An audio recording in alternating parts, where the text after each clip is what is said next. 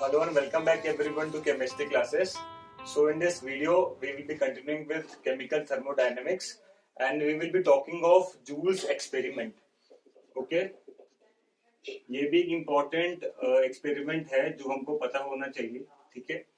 देखिए हमने इनिशियली जब स्टार्ट किया था तो फर्स्ट सेकंड वीडियो में ही एक जूल्स एक्सपेरिमेंट की ऑलरेडी बात करी है और वो जो जूल्स एक्सपेरिमेंट है उसमें हमने ये चीज देखा था कि किसी भी सिस्टम की इंटरनल एनर्जी या तो हीट देने से बढ़ा सकते हैं या फिर वर्क करने से बढ़ा सकते हैं. तो वो एक अलग जूल एक्सपेरिमेंट था. ठीक है.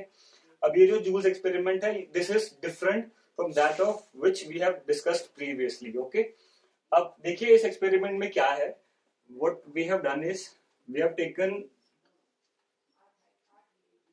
अ कंटेनर, उसमें हमने पानी रखा है. ठीक है. और उसके बाद एक इसके अंदर हमने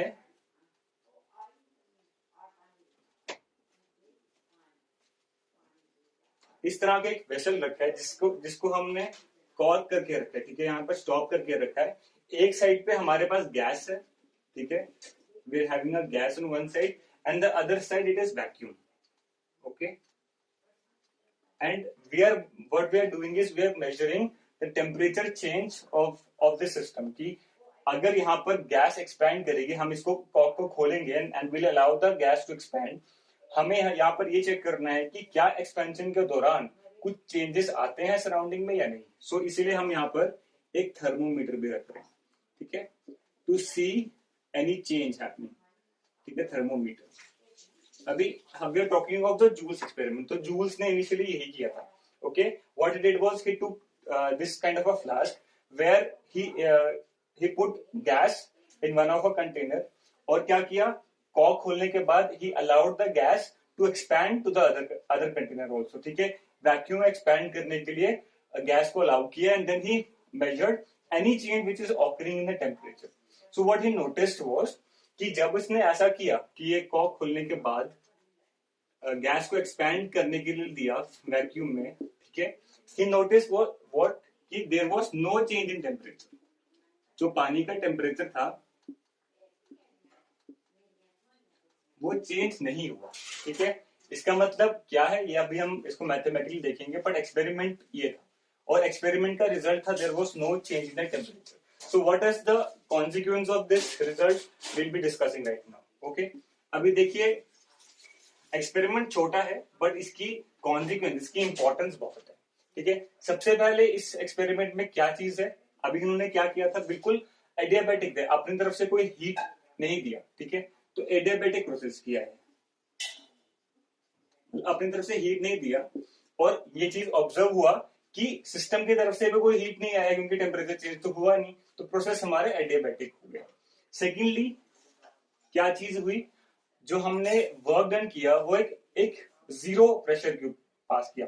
और वर्क डन क्या होता है कि व्हाट इज द, अगर हम पीवी वर्क की बात करें तो पी एक्सटर्नल डीवी. यहाँ पर पी एक्सटर्नल तो जीरो है क्योंकि वैक्यूम के साथ हमने वैक्यूम के ऊपर हमने वर्क किया है. तो वर्क यानी कि जीरो है. इसका मतलब इसका एक सिग्निफिकेंस भी है वैक्यूम में, मतलब कि हमारे जो गैस है उसको कुछ काम करने की जरूरत नहीं पड़ती. अगर आगे प्रेशर बिल्कुल जीरो है तो गैस अपने आप एक्सपेंड करेगी, उसको अपनी एनर्जी लूज करने की जरूरत नहीं पड़ेगी. गैस को कोई काम करने की जरूरत नहीं पड़ेगी एक्सपैंड करने के लिए when it is expanding in a vacuum. ठीक है. वैक्यूम में. ठीक है. तो ये चीज ऑब्जर्व हुई. अभी देखिए हम इसमें फर्स्ट लॉ ऑफ थर्मोडायनेमिक्स का यूज करते हैं. फर्स्ट लॉ ऑफ थर्मोडायनेमिक्स क्या बोलता है, du. देखिए बिल्कुल सिंपल एक्सपेरिमेंट है. du is equal to dq. अब dq में मैं इसको ऐसे भी रिप्रेजेंट कर सकता हूं, प्लस dw. ओके. इस तरह से रिप्रेजेंट कर रहा हूं मैं. अब dq क्या है, जीरो, क्योंकि no change, no heat change was observed, तो ये जीरो हो गया. वर्क डन भी जीरो है क्योंकि हमने जो है काम वैक्यूम के लिए किया है. तो अल्टीमेटली du भी जीरो हो गया. ठीक है. तो व्हाट डज इट इंप्लाई कि जब हमारी गैस एक्सपैंड करी, when there was an increase in volume there was no change in the internal energy. इसलिए इसको इस एनर्जिक बोलेंगे, नो चेंज इन एनर्जी. ठीक है. इंटरनल एनर्जी में कोई चेंज नहीं आई जब हमारी गैस एक्सपैंड कर रही है और इसी के बेसिस पे जूल्स ने कहा इसी एक्सपेरिमेंट के बेसिस पे कि for an ideal gas it is internal energy is not a function of volume. At least उनको ये चीज पता चल गई कि इंटरनल एनर्जी जो है वो वॉल्यूम के फंक्शन नहीं है, जो उन्होंने गैस को स्टडी किया। बट यहाँ पर एक बहुत बड़ा एरर है ड्यूरिंग द एक्सपेरिमेंट। देखिए वो क्या है, क्योंकि हमने अभी तक क्या पढ़ते आए हैं, हम अभी तक ये पढ़ते हैं कि जो ये इक्वेशन है internal energy as a function of temperature is valid only for ideal gas. ठीक है, केवल आइडियल गैस के लिए ही वैलिड है। अगर आप इसमें नॉर्मल गैस की बात करेंगे, रियल गैस की बात करेंगे, तो वो टेम्परेचर के साथ साथ वॉल्यूम का भी फंक्शन होगी। बट जूल्स ने जो ऑब्जर्व किया, जो जूल्स ने एक्सपेरिमेंटली ऑब्जर्व किया, उससे तो वो रियल गैस के लिए भी यही बोल रहा है, क्योंकि आइडियल गैस तो एग्जिस्ट ही नहीं करती। और जब जूल ने कोई एक्सपेरिमेंट किया है तो ऑब्वियसली उसने कोई रियल गैस ली होगी, कोई आइडियल गैस उसने ली नहीं होगी। तो इसीलिए ये एक एरर प्रोन एक्सपेरिमेंट है जिसके ऊपर काफी क्वेश्चंस भी किए गए, और अल्टीमेटली ये चीज सजेस्ट की गई कि डेफिनेटली एक चेंज इन टेम्परेचर जरूर आया होगा, पर हमारे जूल ने उसको ऑब्जर्व नहीं किया। क्यों?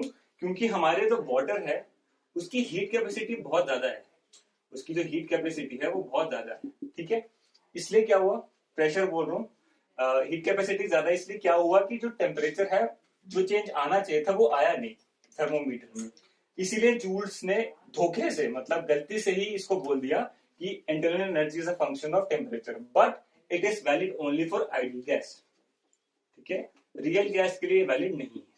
तो अब हम ना रियल गैस के ऊपर जाते हैं। ठीक है, हम अपने इस एक्सपेरिमेंट को रियल गैस के लिए लेके चलते हैं। देखिए एक्सपेरिमेंट में जूल्स को देखना क्या था, जूल्स वांटेड टू ऑब्जर्व कि change in temperature with change in volume. ठीक है, ये क्या है, constant pressure. What is the change in temperature by change in volume. ठीक है, ये चीज अगर हम वॉल्यूम चेंज करते हैं तो टेम्परेचर चेंज आता है नहीं आता। जूल्स का मेन मोटिव ये था निकालना, और इसी को हम जूल्स कोएफिशिएंट भी बोलते हैं। ठीक है, इस कोएफिशिएंट को हम जूल्स कोएफिशिएंट बोलते हैं।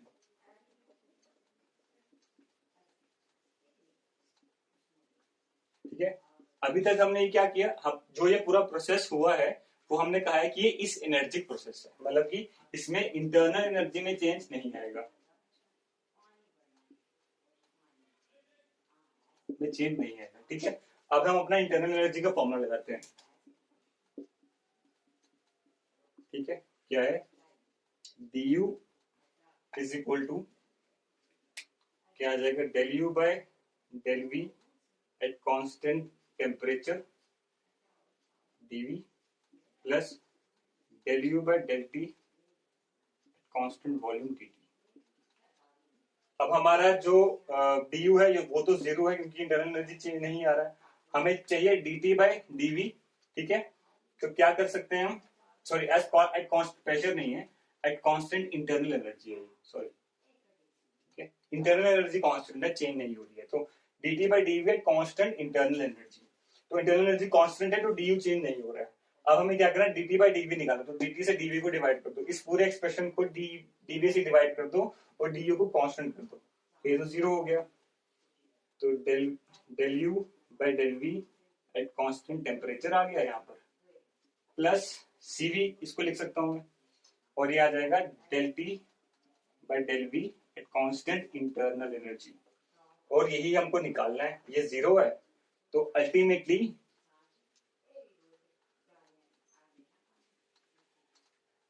हम क्या निकाल सकते हैं कि this which is equal to minus हो जाएगा, minus del you by del we at constant temperature by Cv. ये हमारा जूल्स कोएफिशिएंट का फॉर्मूला बन जाता है। ठीक है, जूल्स कोएफिशिएंट। अब हम इसको अपने रियल गैस के लिए अप्लाई करने के लिए हम क्या करेंगे, इसको फर्स्ट इक्वेशन ऑफ स्टेट से इसको और सिंप्लीफाई करेंगे, मेजरेबल पैरामीटर्स के फॉर्म में लेके जाएंगे। तो क्या हो जाएगा, फर्स्ट इक्वेशन ऑफ स्टेट अगर हम ये यूज करूं तो देखिए हमने क्या बात करी है, del you by del v जो है वो प्रेशर की यूनिट है, तो एक प्रेशर का टर्म आएगा यहाँ पर, और अल्टीमेटली जो यहाँ पर चीज है वो भी प्रेशर के फॉर्म यूनिट्स में ही होनी चाहिए। ठीक है, तो ये है, ये हम इसको इस तरह से तोड़ सकते हैं using the first equation, thermodynamics first equation of state. ठीक है, अब हमने इसको यहां तक लेके आए। अब देखिए, अब जो ये चेंज है, मतलब change in temperature by volume at constant you, ये चीज किस पे डिपेंड कर रही है? इस पूरे एक्सप्रेशन पे डिपेंड कर रही है। ये देखिए, ये तो कांस्टेंट मान के चलेंगे हम, तो ये कांस्टेंट है, इस पे तो डिपेंड नहीं करेगी। अब हम ये देखेंगे कि प्रेशर और इसका चेंज किस तरह से है। मतलब या तो अगर ये बड़ा होगा, तो अगर ये सपोजिटली ये बड़ा है तो अल्टीमेटली ये टर्म नेगेटिव है, ये नेगेटिव, तो जो हमारा कोएफिशिएंट है वो पॉजिटिव हो जाएगा। अगर प्रेशर कम है तो कोएफिशिएंट नेगेटिव हो जाएगा। तो यही चीज हम यहाँ पर देखेंगे कि अगर सपोजिटली फर्स्ट केस ये है कि अगर प्रेशर जो है वो वेरी हाई है, अगर प्रेशर बहुत ज्यादा हाई है तो तब क्या होगा? तब उस केस में this will dominate and this will be less, so hence ये जो टर्म है वो नेगेटिव हो जाएगी इनटू ये ऑलरेडी नेगेटिव है, तो अल्टीमेटली जो हमारा कोएफिशिएंट है वो हो जाएगा positive. That means at very high pressure क्या होगा? At very high pressure change in temperature by change in volume is positive. यानी कि अगर हाई प्रेशर में वॉल्यूम चेंज होगा, वॉल्यूम चेंज अगर होगा वो भी पॉजिटिव, एक्सपेंशन होगा अगर हाई प्रेशर में, तो टेम्परेचर जो है वो बढ़ जाएगा। ठीक है, एक्सपेंशन में एट हाई प्रेशर, ये चीज भी है। ठीक है, और हम एक चीज और निकाल सकते हैं, इसको तो हम क्या लिख सकते हैं? -1/Cv del u by del v at constant p। ठीक है, क्या कर सकते हैं? अगर सपोजिटली ये पॉजिटिव है तो अल्टीमेटली क्या होगा? del u by del v negative होगा, तो del u by del v at constant p जो है वो नेगेटिव होगा।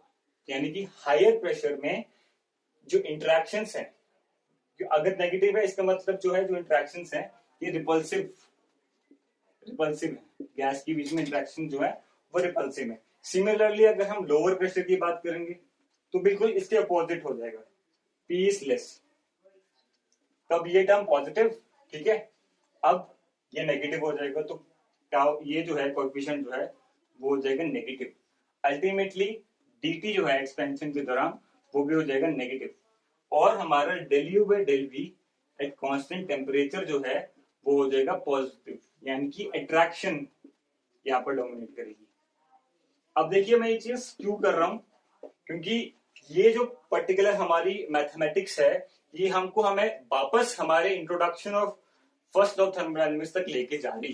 क्यों? अगर आप देखेंगे, जब हमने फर्स्ट लॉ ऑफ थर्मोडायनेमिक्स को पढ़ा था तो इनिशियली जब मैं del u by del v की बात करी थी तब हमने ग्राफ प्लॉट किया था इंटरनल एनर्जी और वॉल्यूम के बीच में। अगर आपको याद है, अगर नहीं याद तो आप प्लेलिस्ट में जाकर वापस देख सकते हैं कि हमने इंटरनल एनर्जी और वॉल्यूम के बीच में एक ग्राफ प्लॉट किया था। ठीक है, इंटरनल एनर्जी और वॉल्यूम के बीच में, और ये ग्राफ कुछ ऐसा था।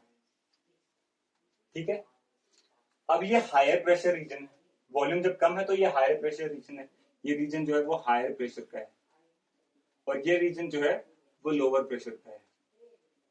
ठीक है, अब देखिए क्या हो रहा है, हायर प्रेशर में हमारा del u by del v जो है वो नेगेटिव है। हायर प्रेशर में अगर आप देखेंगे एक्सपेंशन के साथ ये नेगेटिव स्लोप है, जो कि हमारे उस ग्राफ को भी अब जस्टिफाई कर रहा है। और अगर हम लोअर प्रेशर की बात करेंगे तब del u by del v जो है वो पॉजिटिव है, इंक्रीजिंग है यहाँ पर, तो यहाँ पर अट्रैक्शन फोर्सेस डोमिनेट कर रही हैं। तो ये चीज जो है ये हमें वापस रिट्रैक्ट करती है हमारी introduction of del u by del v, और ये चीज वापस प्रूव करती है कि del u by del v जो है वो हमारी इंटरेक्शंस को बताती है, क्योंकि यहाँ पर हम मैथमेटिकली भी इसका इंटरप्रिटेशन देख पा रहे हैं। तो ये एक जूल्स एक्सपेरिमेंट का ये एक मैथमेटिकल इंटरप्रिटेशन है। ठीक है, अब देखिए जूल्स एक्सपेरिमेंट आपस में मतलब वाकई में तो एक फेल एक्सपेरिमेंट है, क्योंकि जूल्स को तो कुछ और ही ऑब्जर्व हुआ, होना चाहिए था कुछ और, बट ऑब्जर्व उसको कुछ और हुआ। बट अल्टीमेटली जूल ने हमको ये सब भी बताया है। इसको हमको अप्लाई करने के बाद, मतलब जब हम इसको रियल गैसेस में अप्लाई करते हैं तो ये भी हमको मिलता है। पर जो जूल्स का एक्सपेरिमेंट था कि टेम्परेचर चेंज नहीं हुआ, वो गलत था, टेम्परेचर चेंज होना चाहिए था। जूल्स का केवल प्रॉब्लम ये थी कि जो हमारा वाटर था उसकी क्योंकि हीट कैपेसिटी ज्यादा है तो जूल ने वो ऑब्जर्व नहीं किया। आइडियल गैस तो थी नहीं, वो हो भी नहीं सकती है एक्सपेरिमेंट के दौरान, तो इसीलिए ये एक्सपेरिमेंट इस तरह से कराया। अब देखिए हम del u by del v जो है इसका एक और सिग्निफिकेंस देखेंगे वॉन्डरवॉल गैस के लिए, ठीक है, हम कब से बोलते आ रहे हैं कि ये जो है इंटरेक्शन बताती है, तो वॉन्डरवॉल गैस के लिए भी इंटरेक्शन ही बताना चाहिए। अभी हमें पता है कि this is equal to minus P del P by del T at constant V और टी, ठीक है। अब हमारे पास क्या है, वॉन्डरवॉल गैस के लिए ये इक्वेशन है, V minus N b is equal to n R T, ठीक है, ये हमारे पास वॉन्डरवॉल गैस की इक्वेशन है। अगर मैं यहाँ पर आपसे कहूं कि मुझे del P by del T at constant volume निकाल के बताइए, तो कैसे आप करेंगे? आप पहले पी तो निकालिए, पी हो जाएगा N R T by V minus N B minus a N square by V square. अब हमें क्या निकालना है? हमें निकालना है del P by del T at constant volume. Volume constant है, ये टर्म जीरो, ये का टर्म कांस्टेंट, टेम्परेचर हट जाएगा, del P by del T at constant volume, तो ये हो जाएगा हमारा n R by V minus N b, ये चीज हमें चाहिए। ओके, अब हम अगर इसे यहीं पर पुट कर दें तो ये क्या हो जाएगा, P है, एन आर है और V माइनस एन बी है माइनस P। अब P को वापस वही पुट कीजिए तो क्या हो जाएगा, ये हो जाएगा N R T by V minus N B minus P जो हमने अभी निकाला था वो है N R T by V minus N B, साथ में माइनस था, अब वो हो जाएगा plus A N square by V square, तो ये कट गया, अल्टीमेटली हमें मिल रहा है A N square by V square, जो कि है del you by del we at constant temperature.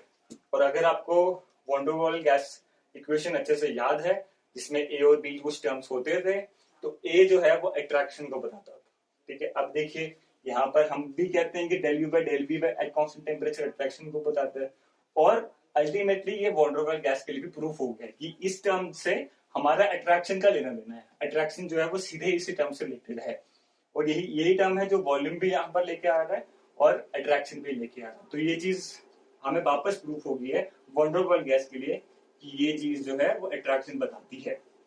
Please ये चीज आप बिल्कुल मतलब बांध के रखिए कि ये चीज भले ही इंटरनल प्रेशर है और ये प्रेशर नहीं बताती है, ये अट्रैक्शन बताती है। ये चीज मैं बहुत बार बोल रहा हूँ क्योंकि बहुत कॉमन क्वेश्चन है इंटरव्यू में, अगर आप प्रिपेयर भी कर रहे हैं इंटरव्यू में बहुत कॉमन क्वेश्चन है, और अगर आप थर्मोडायनेमिक्स पढ़ना चाहते हैं तो ये चीज आपको समझ में आनी चाहिए, ठीक है।